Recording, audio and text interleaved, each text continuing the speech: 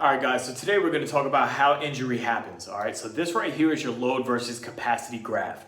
Anytime someone has ever been injured, this graph is going to explain why. All right, so this is exactly how injury happens in the first place. So we can figure this out by outlining what are the loads that we're placing on the system every single day and how much of this we can actually take. So once we realize what that is, it'll be that much easier for us to take steps away from the edge of the cliff rather than towards it. All right, so your capacity is how much you can actually take and for how long. All right, so as long as we stay below your capacity, zero pain, zero problems. Once we go over that, you're gonna run into problems, not always pain, but definitely problems, okay?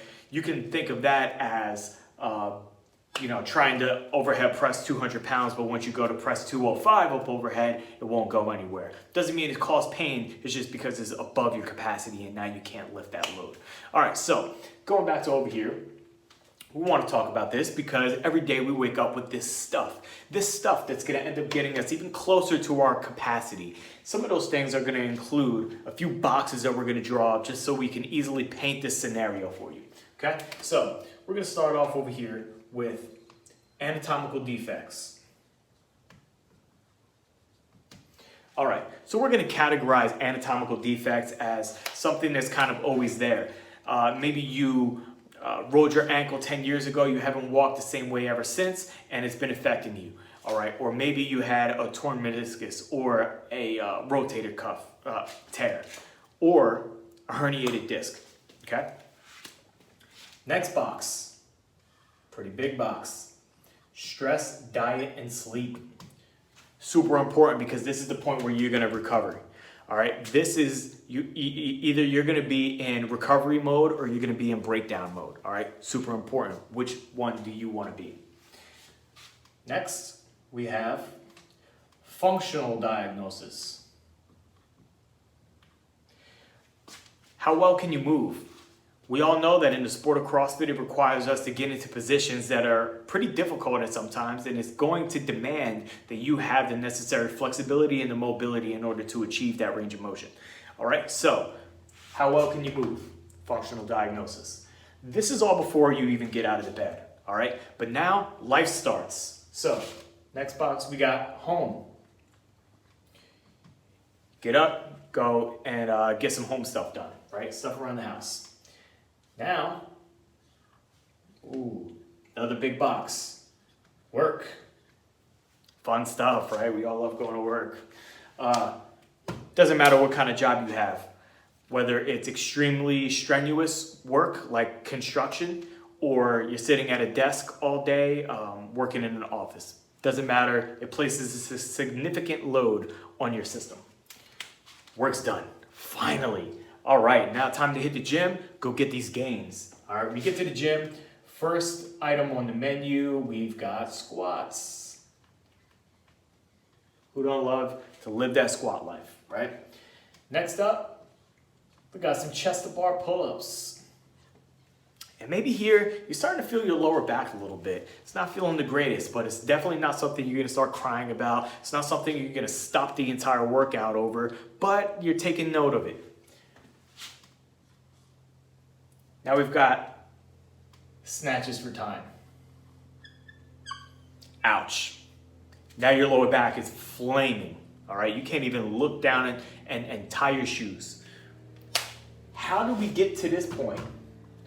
Do this workout and not be in pain.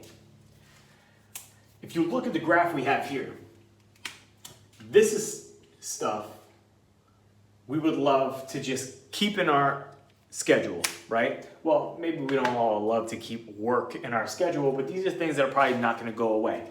These are obligations and hobbies, all right? We want to stay happy. We want to be able to complete our hobbies pain-free. There's some stuff that we could clean up over here so that way we can get away from our capacity, still be able to train the same workout and be able to do it pain-free. Here's what we're going to do. We're going to go back to talking about your anatomical defect, all right? Let's go with the example of herniated disc, all right? That's yours. I can't unherniate your disc, but guess what? There's plenty of people in this world who are crushing it at life, making PRs, with herniated discs. Plenty of people. So don't let that stop you. And even if you do have the herniated disc, why don't we take a look at this graph again? Here's our box. Anatomical defect.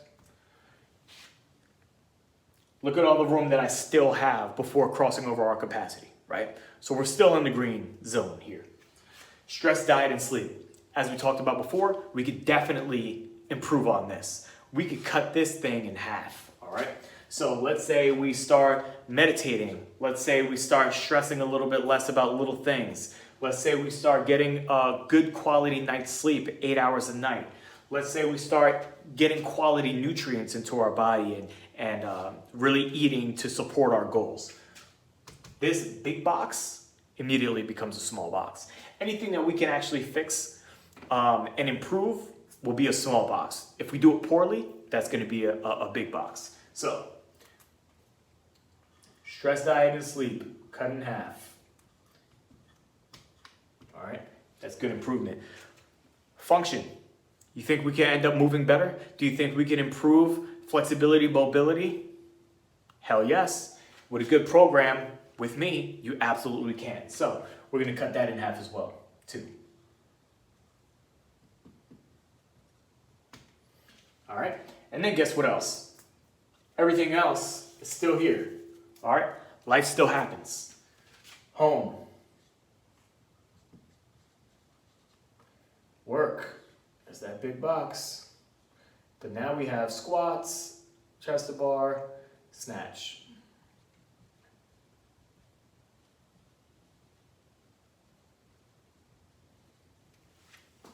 All right, now look at where we are.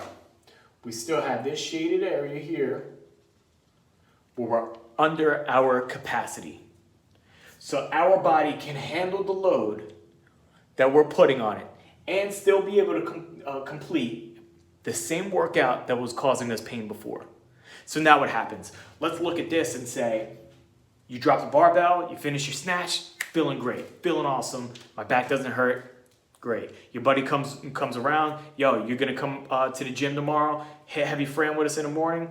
Oh man, I got a ton of shit to do when I get home. I'll probably be getting to sleep at 3 in the morning, but to hell with it, I'll be at the gym 6 a.m. He goes to the gym, and guess what? What does that do? Put us right back over. You're back in pain. Wondering why. What happened? Felt so great yesterday and didn't feel so great today. Back to the same old back and forth, feeling good, not feeling good. So here's the solution.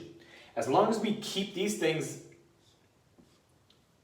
feeling good, keep improving them, keep them in check, you're always going to keep below this capacity. So our main goal here is to make sure that we are increasing our capacity at a faster rate than the load that we're actually placing on our body. And we do that by good programming, good warm-ups, and smart training. All right? Fix up your function, move better, get better movement quality. Fix up your sleep, diet, and sleep. Keep these boxes small. Keep the margin ever small. That's how we stay away from pain.